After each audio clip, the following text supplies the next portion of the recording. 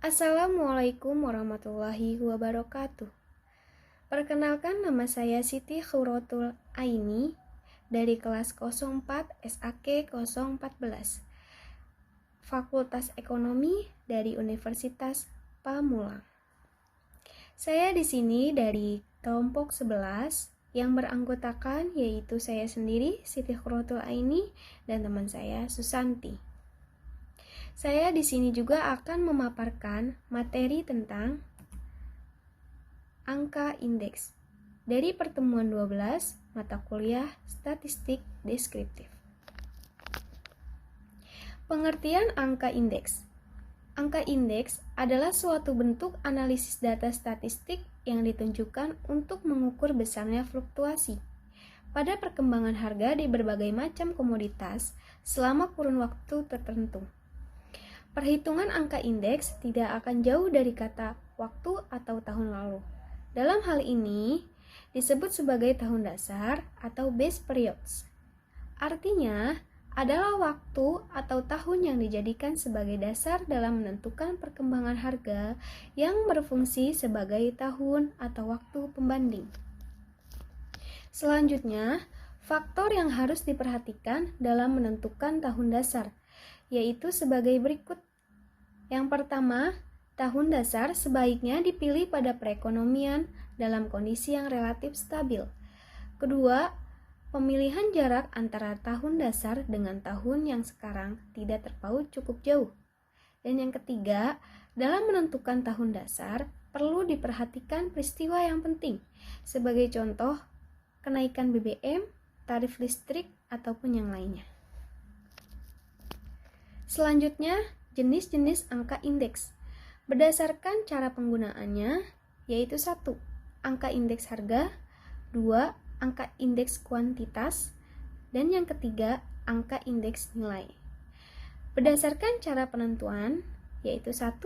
Angka indeks tidak tertimbang, 2. Angka indeks tertimbang, dan yang ketiga, angka indeks rantai. Selanjutnya, kegunaan angka indeks antara lain sebagai berikut. A. Memudahkan dalam hal membandingkan, menganalisis rangkaian dalam menetapkan suatu periode dasar yang mencakup sebagai kumpulan angka. B. Menjadi suatu cara yang mudah dalam mengekspresikan suatu perubahan pada jumlah dari sekelompok bagian yang heterogen. C. Mampu mengubah data menjadi angka indeks yang dapat memudahkan dalam membandingkan tren suatu rangkaian yang terdiri dari jumlah-jumlah besar.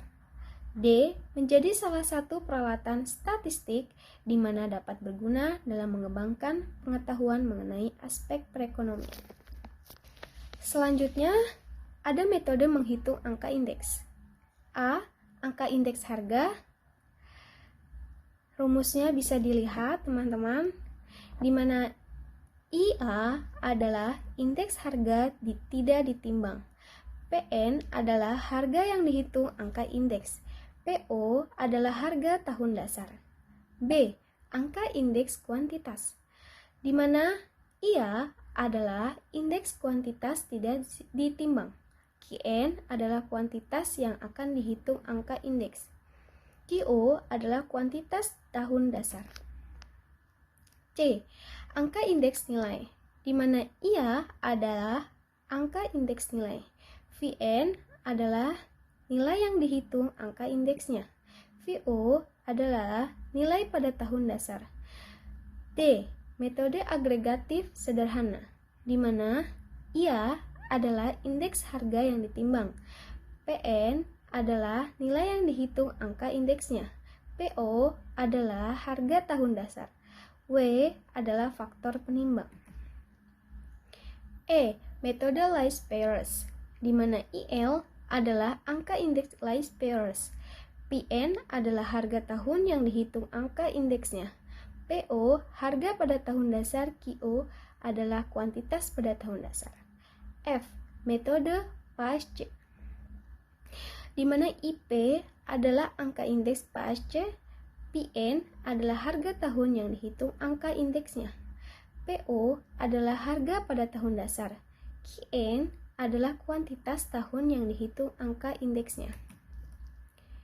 G. Metode Drop-Bits and Bowley, di mana D adalah angka indeks Drop-Bits, IL adalah angka indeks Leigh Pairs, dan IP adalah angka indeks Paes-Check. H. Metode Irving-Fisher, di mana IF adalah angka indeks Irving-Fisher, IL adalah angka indeks Leigh Pairs, dan IP angka indeks Paes-Check. Yang terakhir yaitu I, metode Narsal-Edgeworth. Rumusnya bisa dilihat teman-teman beserta contoh soal dan penyelesaiannya.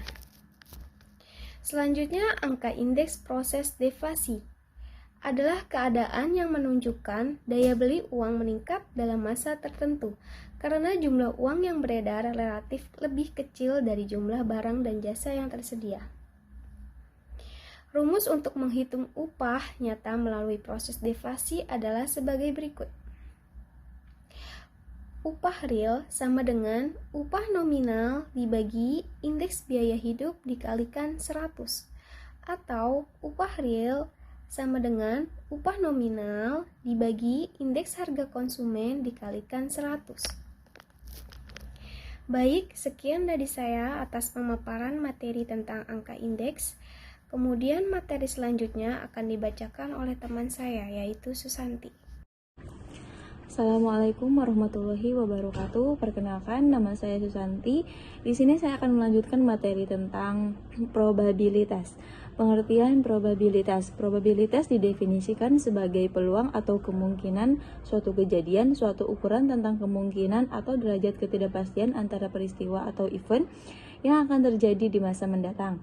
Rentangan probabilitas antara 0 sampai dengan 1. Jika kita mengatakan probabilitas sebuah peristiwa adalah 0, maka peristiwa tersebut tidak mungkin terjadi. Dan jika kita mengatakan bahwa probabilitas sebuah peristiwa adalah 1, maka peristiwa tersebut pasti terjadi. Serta jumlah antara peluang suatu kejadian yang mungkin terjadi dan peluang suatu kejadian yang mungkin tidak terjadi adalah 1. Jika kejadian tersebut hanya memiliki 2 kemungkinan kejadian yang mungkin akan terjadi. Manfaat probabilitas dalam penelitian. Manfaat probabilitas dalam kehidupan sehari-hari adalah membantu kita dalam mengambil keputusan serta meramalkan kejadian yang mungkin terjadi. Probabilitas juga memiliki beberapa fungsi, diantaranya 1. Membantu peneliti dalam mengambil keputusan yang lebih tepat. Pengambilan keputusan yang lebih tepat dimaksudkan tidak ada keputusan yang sudah pasti karena kehidupan mendatang tidak ada yang pasti kita ketahui dari sekarang, karena informasi yang kita dapat tidaklah sempurna. Yang kedua, dengan teori probabilitas kita dapat menarik kesimpulan secara tepat atas hipotesis yang terkait tentang karakteristik populasi. Yang ketiga, menarik kesimpulan secara tepat atas hipotesis atau perkiraan sementara yang belum teruji kebenarannya yang terkait tentang karakteristik populasi. Pada situasi ini kita hanya mengambil atau menarik kesimpulan dari hipotesis, bukan berarti kejadian yang akan datang kita sudah ketahui apa yang terjadi. Yang keempat, mengukur derajat ketidakpastian dari analisis sampel hasil penelitian dari suatu populasi. Yang perlu dipahami mengenai probabilitas ada 3 hal. Yang pertama adalah percobaan atau eksperimen. Yang kedua adalah hasil atau outcome. Yang ketiga adalah peristiwa atau event. Yang pertama, percobaan atau eksperimen. Percobaan merupakan suatu aktivitas yang akan melahirkan suatu kejadian. Contoh, ketika ada kegiatan jual beli saham, maka akan melahirkan kejadian memberi atau menjual, di mana perubahan harga akan melahirkan deflasi atau inflasi. Deflasi sendiri adalah suatu periode yang mana harga-harga secara umum jatuh dan nilai uang bertambah. Inflasi adalah kenaikan harga barang dan jasa secara umum dan terus menerus dalam jangka waktu tertentu. Hasil atau outcome. Hasil merupakan suatu akhir dari percobaan. Ketika ada kegiatan maka akan ada hasil. Yang ketiga, peristiwa atau event. Peristiwa merupakan suatu perkumpulan dari suatu atau lebih dari hasil yang terjadi dalam suatu percobaan kegiatan. Asas perhitungan probabilitas. Asas perhitungan probabilitas, beberapa cara menghitung dengan asas probabilitas. Dalam perhitungan probabilitas ada beberapa asas peristiwa yang terjadi. Yang pertama, asas peristiwa mutuality eksklusif atau saling melepas. Yang keduanya, asas peristiwa non-eksklusif atau tidak saling asing. Yang ketiga, asas peristiwa independen atau bebas yang mencakup 3 bagian marginal, gabungan, dan peluang bersyarat. Yang keempat, dependent yang terbagi menjadi 3 bagian, marginal, gabungan, dan peluang bersyarat. Asas mutually eksklusif adalah kejadian yang dapat bersamaan. Rumusnya sebagai berikut.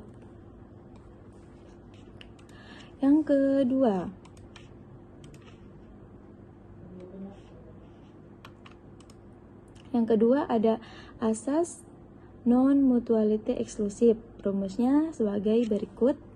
Yang ketiga, independen. Sebuah koin dilambungkan 2 kali, maka peluang keluarnya H pada lemparan pertama dan lemparan kedua saling bebas. Rumusnya sebagai berikut.